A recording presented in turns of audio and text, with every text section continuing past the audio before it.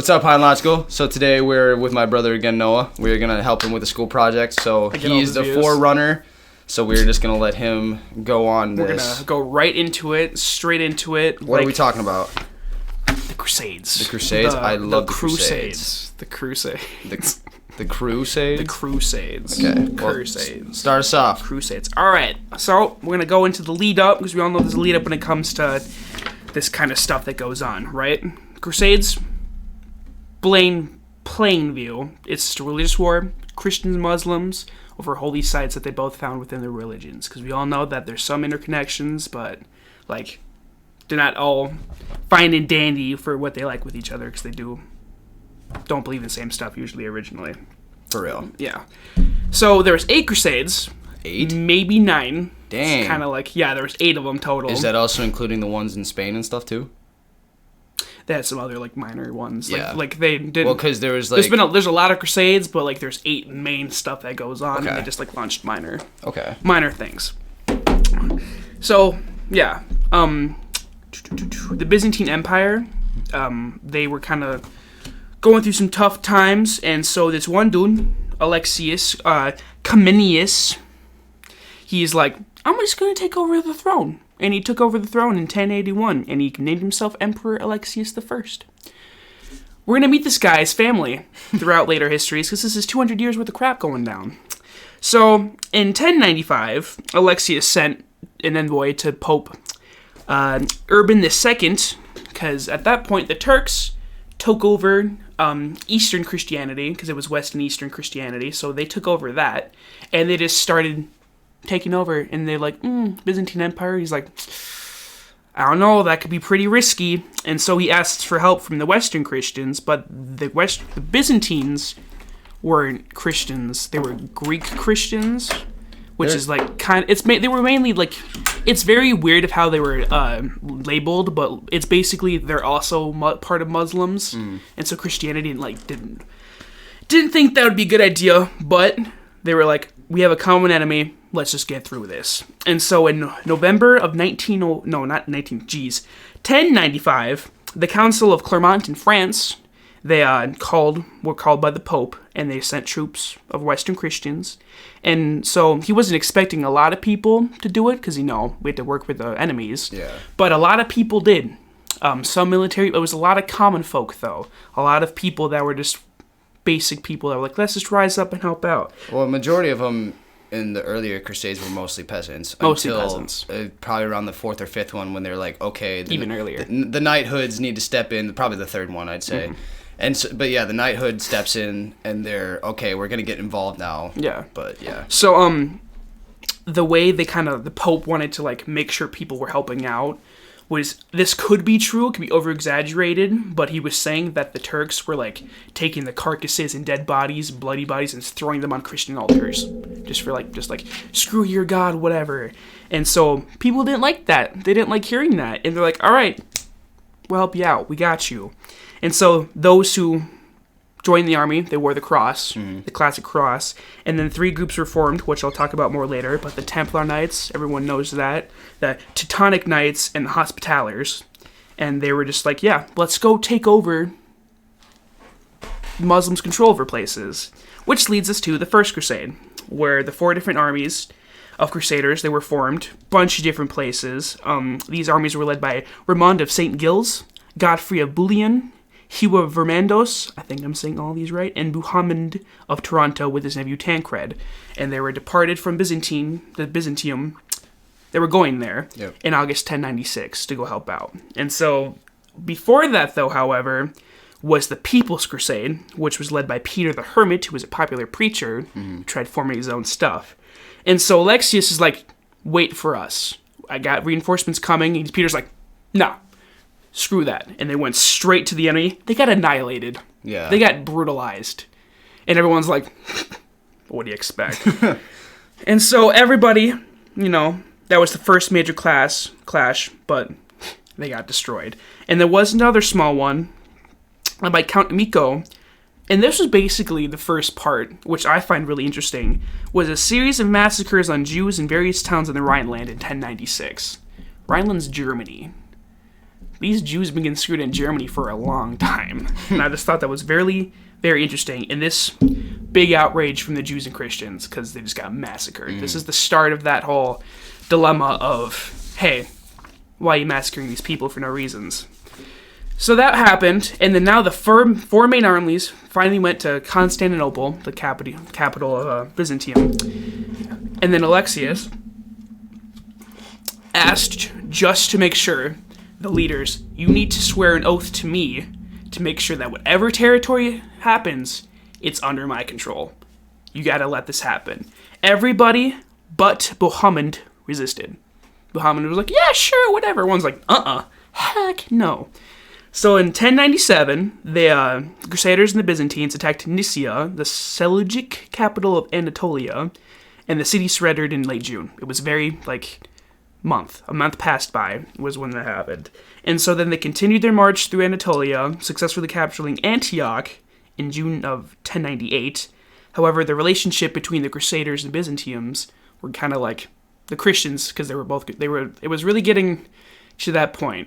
However, that was not going to fully blow up in their faces till later. Yeah. So they were struggling, but they finally made it to Antioch. And so after that, they're like, screw it, straight to Jerusalem we go. Because that was the New York of the revolution, It's like, we need this place. And that was at the time occupied by Egyptian Fatimids, enemies of Sunni Seljuks. So there was enemies. Let's go take them out. So they forced the governors to surrender mid-July, so that was a whole nother month. They did this within months, it was fast. And so they were like, you know what, Tancred, the nephew of that one dude, we're not going to hurt you, just surrender, it's fine, whatever. I'm like, okay, yeah, sure, go ahead. Nope. Killed women, children, men, massacred all of them. And this is the sign of years of just renovations that are still around today. But Godfrey and Baldwin became the first kings, and they instantly started reshaping. The Temple of Mount was their main focus, because they wanted to try and that was the big place for the Christian religion, because that's where Jesus was crucified. It's around that area where the tomb was at as well. Isn't that where they found the spear too, technically? That would be the same place where he got crucified, yeah. And then the Muslim Dome of the Rock, which they converted into the church called Templum Domini. The new kings resided in the residence of Al-Aqsa Mosque of the Temple of Mount. It was inside. Temple of Mount was huge. But they abandoned that because they rebuilt the citadel that was near the Tower of David. And so the Templar Knights, actually, that's when the order was formed, took over that base. And that was their whole part of, they were military force. That was just their foothold. Yeah, their foothold. So yeah, that's kind of what happened for Jerusalem, with many other expansions we'll talk about later. Second Crusade. It's been a total of, roughly 40, 50 years after the First Crusade. And so they got their, like I said, it was a couple months they got the whole entire Jerusalem thing. They got it in very short time. So many people, Crusaders, they went home. And some people were like, all right, we'll stay, rebuild. This will be our settlements. They said settlements in Jerusalem, Edessa, Antioch, and Tripoli. And so these settlements were guarded, castles. They wanted to make sure that this was our place. Mm-hmm. But the Muslim forces that were, around still were gaining ground quickly as well around this time. And it had another holy war with other Christians, so that was how they were getting that land. So, in 1144, governor of Mosul, General Zangi, captured Edessa, the northernmost Crusader state, because it was, branches. And so the news of that falling down really went fast, and people were like, yo, we're screwed. These people are coming in fast. So King Louis VII of France and King Conrad III of Germany led the Second Crusade starting in 1147, so 3 years after they heard about the fall. Okay. So that October, the armies fall. The Turks annihilated Conrad's forces, the dude from Germany, at Dorylaeum, the site of the Christians' greatest victory during the First Crusade. So, they were, obliterated in a place that they won at. Very, diminishing morale. So, Louis and Conrad reformed, and they grabbed an army of 50,000, which is the biggest Crusader force that ever happened yet, so far within these two, and they went to go attack Damascus, which was a Syrian stronghold. So, they had a huge force approaching, so the ruler of Damascus, called Nur al-Din, Zangi's successor, they called in that dude, whoever the ruler was, And so Nur al-Din was Zengi's successor in Mosul, the governor. And so with the combined forces, they had like reinforcements. They like wiped the Crusaders.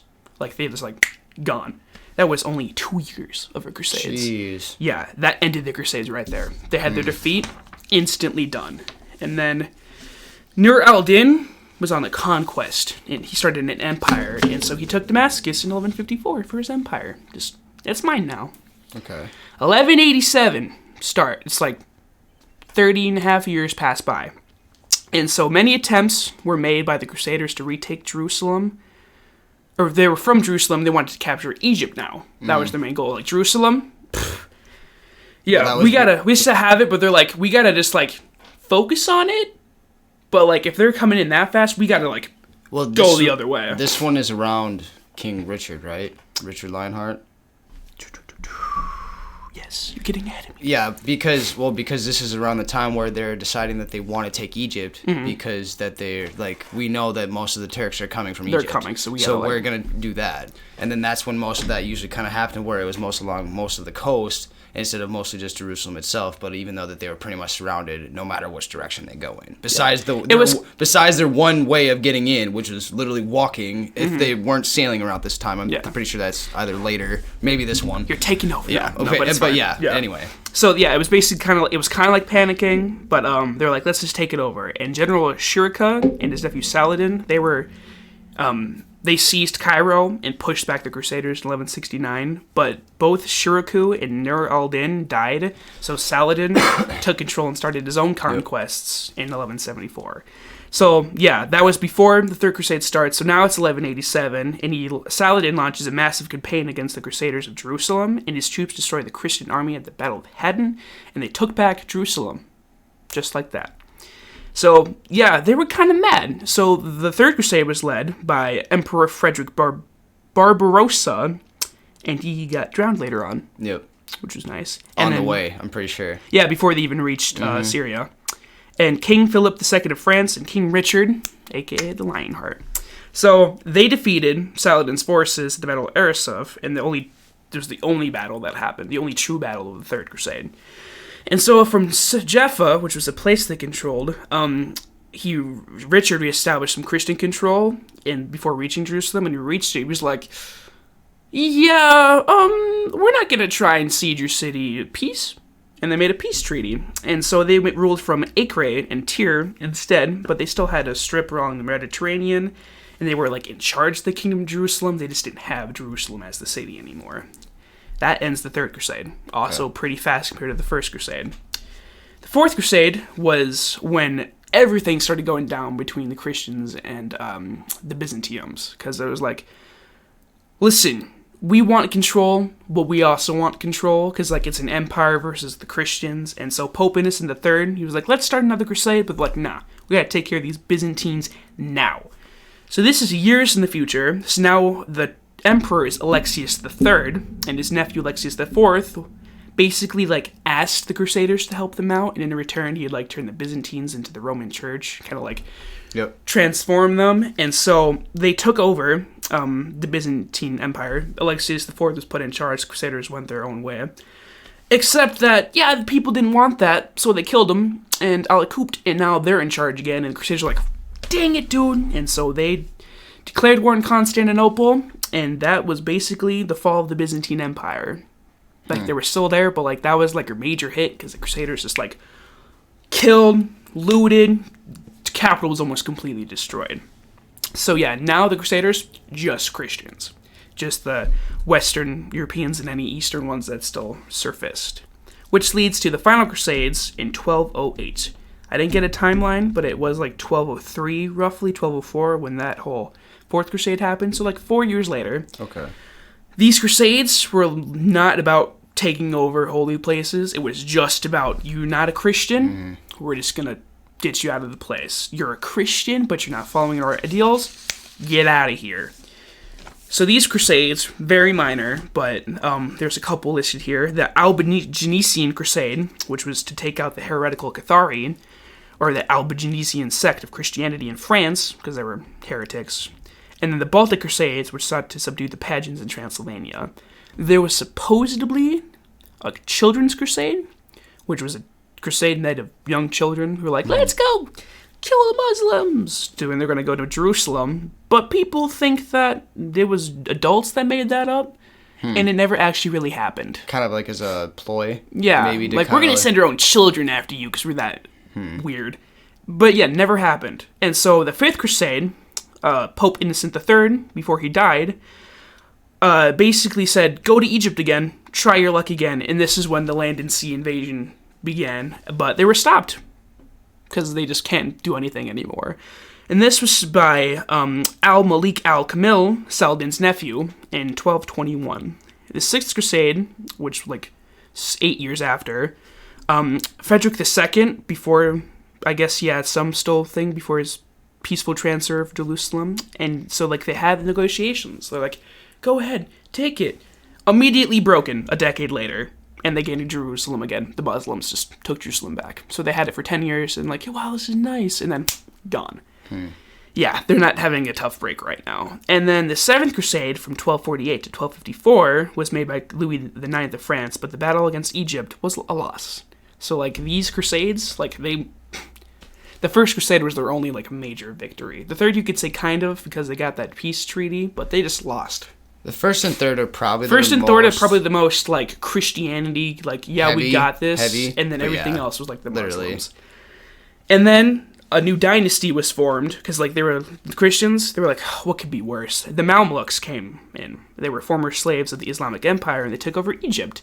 So the slaves took over Egypt, and that's probably, like, you know, a morale booster to, like, the slaves. Like, we beat the Crusaders.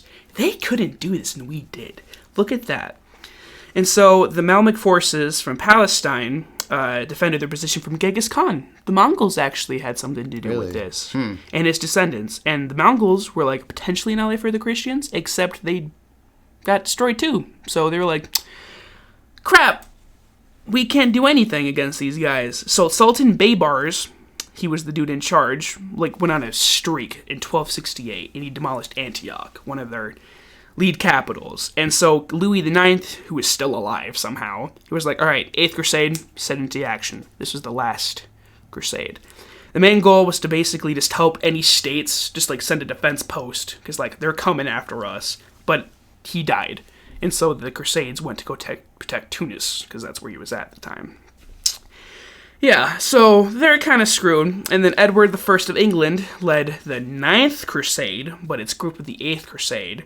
And nothing was accomplished. They were like, let's do it. Nothing happened. Like, this was the all-time low. And it was the last significant crusade in the Holy Land. Because now it's just like, all right, we're screwed. Yeah. Let's just see what we can do back home and just try and defend what we have. So one of the remaining cities, Acre, in 1291, fell to the Muslim Mamluks. And this was probably the end of the Crusader states and just the Crusaders as a whole.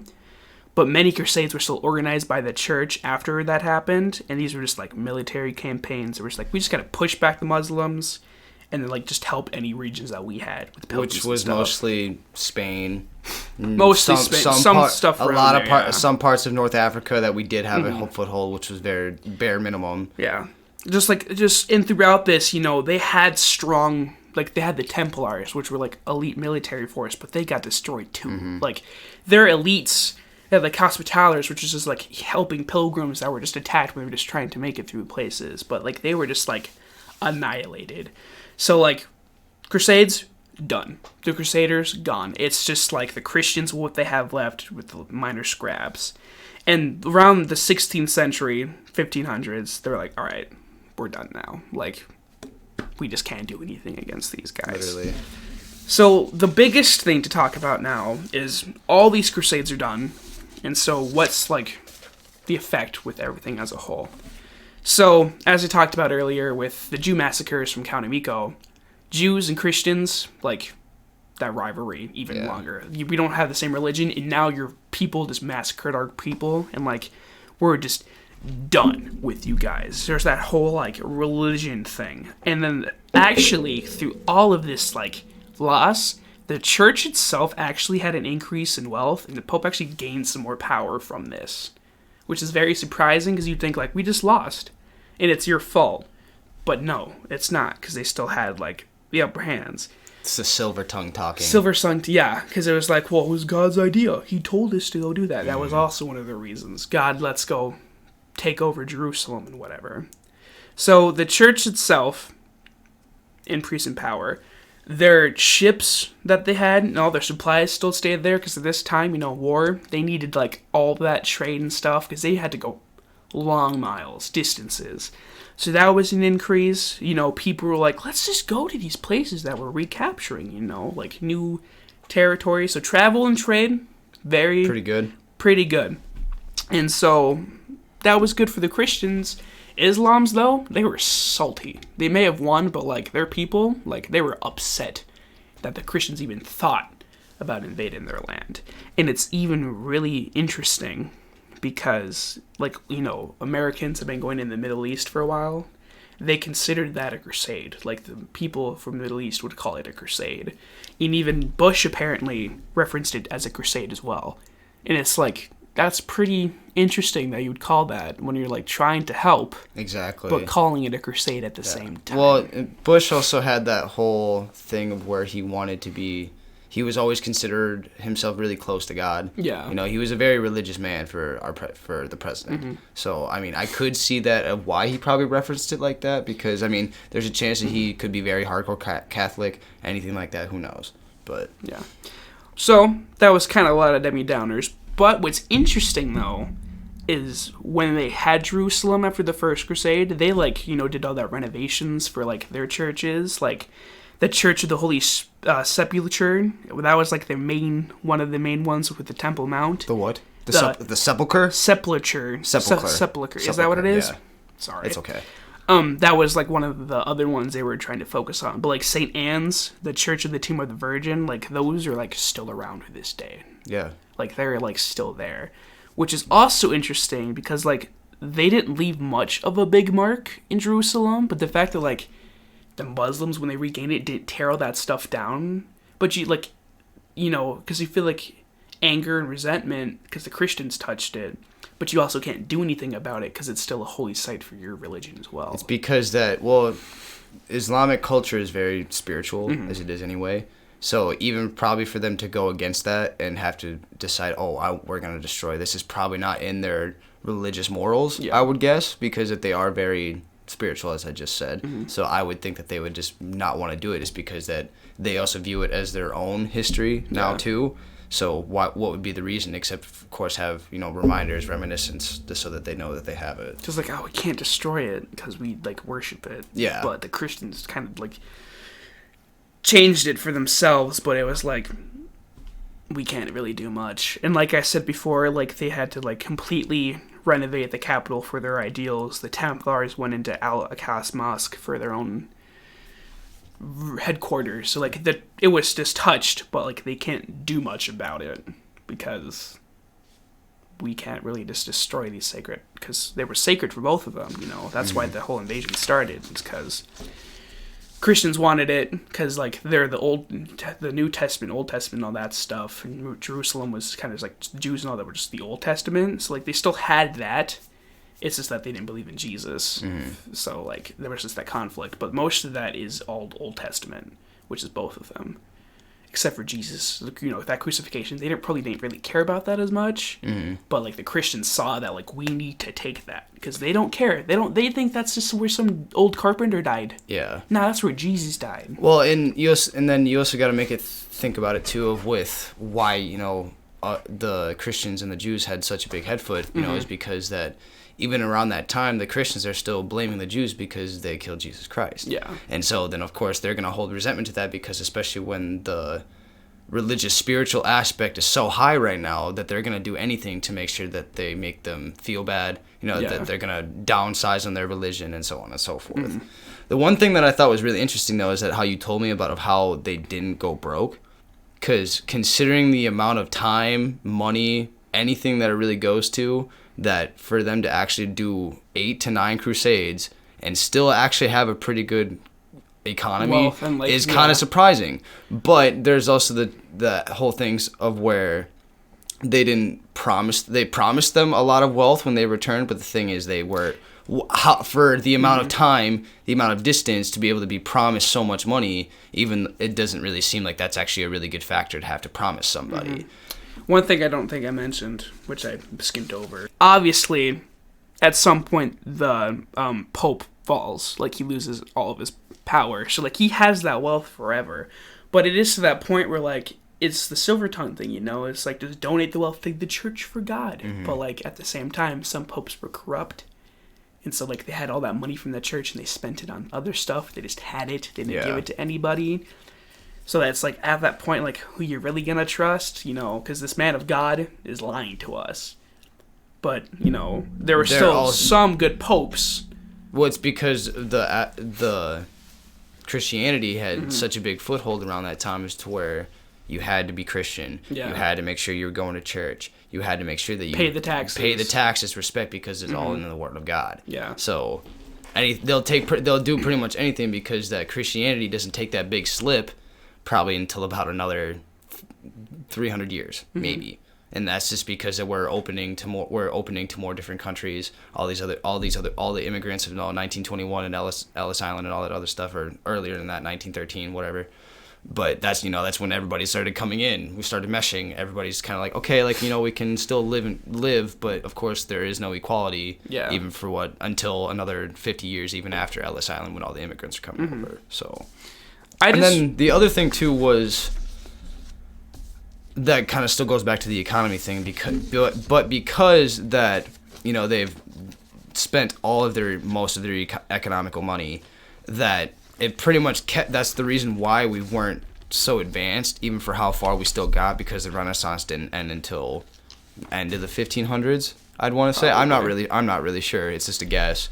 But I just one of the videos that I was watching for the recap said that because of the going extravagant, and realizing about how the Muslims and the Islamic people are living, that to the point that they kind of pretty much sent them backwards, because that they realize about how much work that they put into the most little.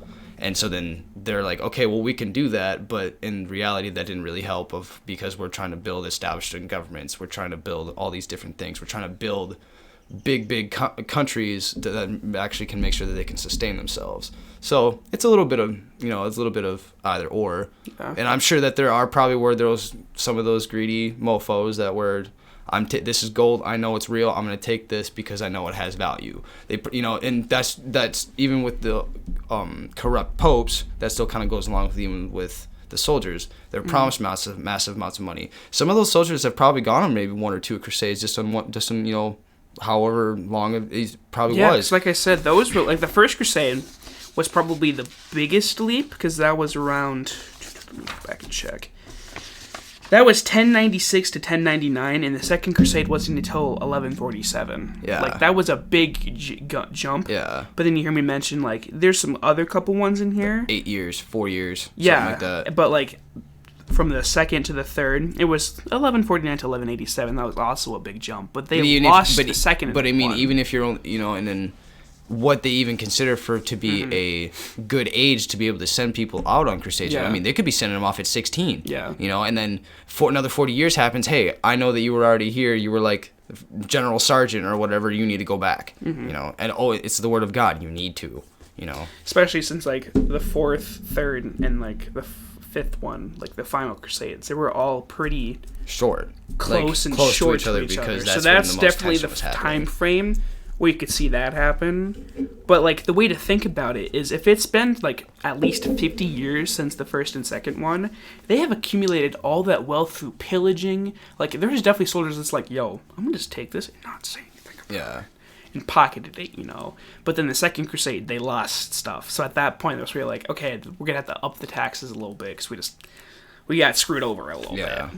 And then the Third Crusade, they completely were like promised Jerusalem, but they didn't even get it, because like, well, they weren't they were promised the kingdom itself, but they lost it in the second one. And it's like, okay, we don't gain Jerusalem, but we still get to rule in other parts, and the only thing else we get is just this tiny little sliver of the Mediterranean. I mean, all right, yeah, more sails for like Oh yeah, what else? Export, import, spices, all that stuff. Spices, yeah. Silk, gold. You know, especially making sure that if they are pillaging, that they can get the gold back, so it actually is used, even though God knows if they're really gonna do that. Yeah.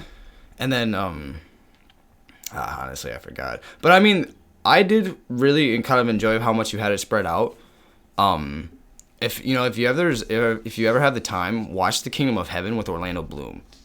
It's all about the Crusades. You know, he's inducted into the Templar view and stuff like that. But it really gives you a good, what was it? I want to say it's probably more of the Third Crusade. Is it with King Richard? Because this is when Saladin starts coming up, or the between maybe the third and fourth. No, yeah, the start of the third is when Saladin, when his uncle and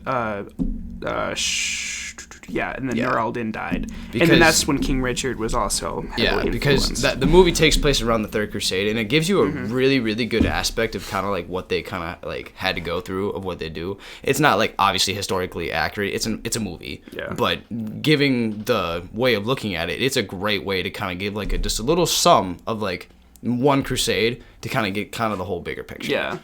Because, like, yeah, I told you, I was like, yeah, there's like 9. You're like, 9 crusades? Yeah, all I knew is I probably knew about, like, maybe 4 to 5. Like, the first 5. The first 5. I did mention, though, it's like the Final Crusades. They weren't really, like, crusades. Massive, you know. It was just an excuse to, like, go take out enemies of the church. And, like, even 9 wasn't really considered a crusade because it was part of 8. And, like, the third one only had one major battle that was considered a true battle. Yeah. So definitely, like, after the second one, it's like these crusades were instantly meaningless. You could tell right away that it's like, why are we even fighting over this? Well, but that was also definitely one of the effects too of afterwards, is that's when people start kind of looking at it to where is my religion that I'm believing in even the true way of having to go about things, you know. And so then, not of course that they still don't need to be Christian, but they're changing their aspects. They're not, you know, they're probably trying to flee anything that's like, I can't really think of a good word about it, but like, you know, putting the hammer down and making sure that they do it, that they would go flee to possibly other countries so that they could just, you know, breathe, live a little bit. Like they could still believe in God, but they don't have to, like, you know, do all these crazy things. But is there anything else you want to talk about? I did want to mention one thing before we're over with. I played Ghost of Tsushima and, you know, the Mongols. I did not. It caught my surprise when I was reading my sources that the Mongols popped up in this. And I was like, it does make sense, though, because that's probably the time where, like, 13 or 1400s. That whole family was just getting laid and crazy and raiding. But I just love... I'm trying to think of the map. I just love the Mongols because, they're rapists and stuff. Every invasion army's raping and stuff and pillaging, whatever. But they are like, they had black powder bomb. Like they were advanced for their siege weaponry. Like they were minorly. I wouldn't say primitive. Like, no, but they definitely not fully advanced. And they were but they knew what they were doing because their battle strategies were tremendously awesome. So because they brought over like ballistas, and you're like, that shit's like launching like, whoa, yeah, that's like so many arrows at once. And they got warships going, like obviously like the Japanese and like the Christians, you know, when like they were all like every like part that the Mongols had something with, they obviously also had ships, but theirs were just like a little bit more like, wow. And it's just so interesting. I was going to do something about the Mongols if I didn't think about the Crusades, probably. Because I just like that part of history. We skipped over it for history. Like, we're past 10 minutes, I can say this now. She skipped over the Mongols, and it pissed me off so much. After playing Ghost of Tsushima, I'm like, I want to learn more about the Mongols. And then, like, one of the videos we watched made fun of the Mongols. I'm like, oh, Mongols. Yo, we going to talk about the Mongols? Tease. And then we didn't talk about Mongols. We skipped Vikings, too, and I'm like... See, Norse is so hard, though. Norse is hard because the Vikings, it's literally just, like, pillaging, and, like, there's not a lot of, like, oh, yeah, the Battle of this or whatever, when the Vikings took over. Yeah. It's like, no, they just, like, showed up one day and they started invading. It's kind of the same thing with the Mongols. Like, the Mongols had a great foothold, but being able to, I mean, of course, we know we're not history buffs, so I'm sure if you actually talk to some historian, they'd probably be able to tell you that there was probably plenty of major battles that were really important, but... however many that people can know off the top of their head besides them being savages, brutal, advanced military tactics for 13th century freaking country, that it's like, wow. I mean, you don't really need much besides that, but besides of how many people they took, how big their freaking army was, and how much they were able to pretty much decimate until, what was it, China that destroyed the Mongols?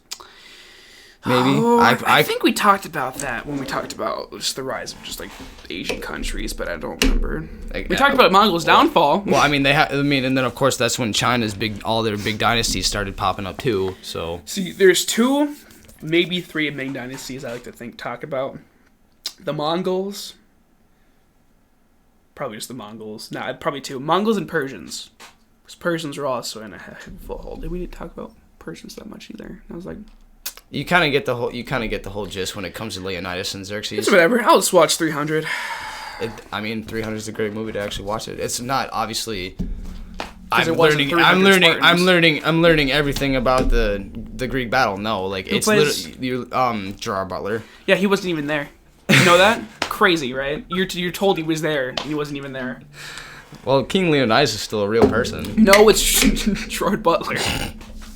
Well, I'm glad that you kind of did this. Mm-hmm. The Crusades is definitely one of my favorite things that I like talking about. So, and as I told Grandma, it's my history project in your views. Mm-hmm. It's a win-win situation. It's a win-win situation. Look at exactly. That. Well, Marketing. Please like, comment, subscribe, and share if you guys enjoyed. I'm sure we'll probably maybe have another school project or so. Maybe. I mean, it helps that you can make. Hopefully not as this stressful. I mean, it helps that you can make a video about it though. Mm-hmm. So, anything to make it easier. But as American government though, so I highly doubt that I'll need you for anything. So I mean, maybe. I mean, you never know. We can just talk about the government. No, let's not do that. Let's not do that. I try to avoid those topics, but I mean, they're always interesting at least to see other people's views. I'll have the water over here. But anyway, like, comment, subscribe, share if you enjoyed. Please tell Noah that he did a good job or a terrible job if he didn't do right. Please, hate in the comments is welcome for me. I need this. Bye.